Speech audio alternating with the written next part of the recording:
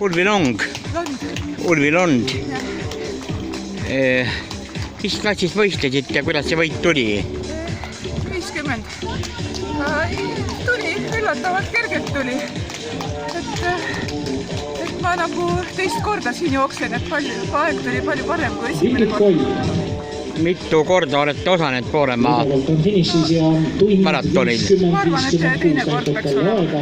Teine kord, jah. Ma arvan, et esimesed käisin, et vahepeal ei saanud nagu teiste võistluste pärast. Mis selle võistlus huvitavaks teeb?